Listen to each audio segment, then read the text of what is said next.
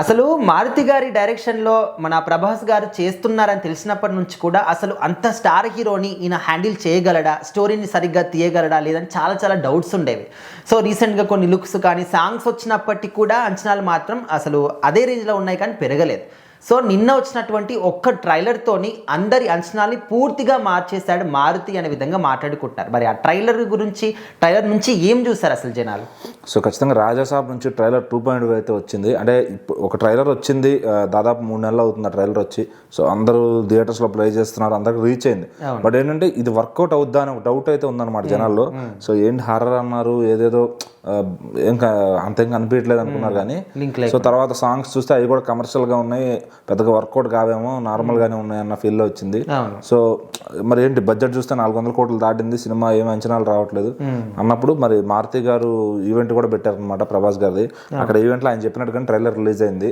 So 2.1 పెట్టారు దానికి. ఆ ట్రైలర్లో ఇంకా ప్రభాస్ గారి విశ్వరూపం చూడొచ్చు మనం. ఈ సినిమా కథ స్పాన్ ఏంటి, ఎలా ఉండబోతుందని దాంట్లో చూపించారు. అంటే ఫస్ట్ ట్రైలర్లో క్లియర్ కట్గా చూపించలేదు. సో ఇక్కడ ఏంటంటే కొంచెం కథలోకి డెప్త్గా వెళ్ళడం జరిగిందనమాట. సో కథ ఏంటంటే ఇక్కడ మనకు అర్థమైపోతుంది, వాళ్ళ నాయనమ్మ ఉంటారు, ఆస్తి కావాల్సి వస్తుంది మనవాడికి. సో ఆ కాన్సెప్ట్ లాగా కనపడుతుంది. సో దాని ఆస్తి కోసం ఆయన ఎక్కడి దాకా వెళ్ళారు, ఆయన మధ్యలో ఎలాంటి ఎదురైనాయి. సంజయ్ దత్ గారు తాత క్యారెక్టర్ చేస్తున్నారు.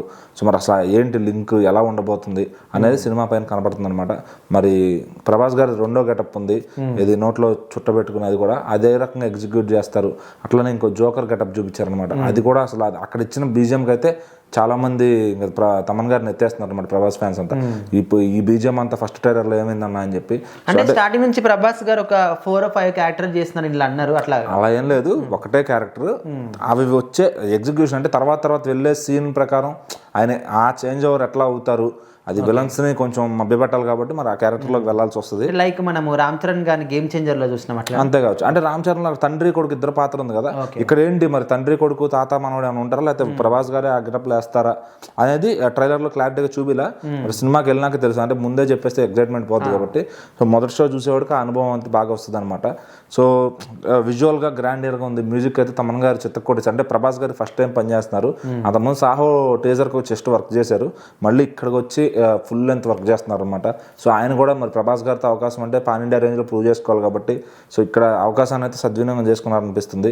ఇక మారుతి గారు మరి ఎలాంటి స్క్రిప్ట్ తీసుకొచ్చారు, ఏంటి ప్రభాస్ గారికి వర్కౌట్ అవుతుందా, మరి హారర్ కామెడీ అనేది మన వాళ్ళు యాక్సెప్ట్ చేస్తారా, ఓకే మన వాళ్ళు చేసిన పక్కన హిందీ వాళ్ళు యాక్సెప్ట్ చేస్తారా. సో ట్రైలర్ చూస్తే అందరినీ సాటిస్ఫై చేసే విధంగా ఉంది. మరి సినిమా కూడా అంతే ప్రామిసింగ్గా, బ్యాక్గ్రౌండ్ స్కోర్ కూడా సినిమా మొత్తం అది క్యారీ చేస్తే సినిమా ఆడే ఛాన్స్ అయితే కనబడుతుంది అనమాట. మరి సంక్రాంతికి ముందుగా ఈ సినిమానే వస్తుంది కాబట్టి బాక్స్ ఆఫీస్ని మొదటి రోజు నుంచి కొల్లగొట్టబోతున్నారు ప్రభాస్ గారిని అయితే అర్థమవుతుంది. మరి చూద్దాం.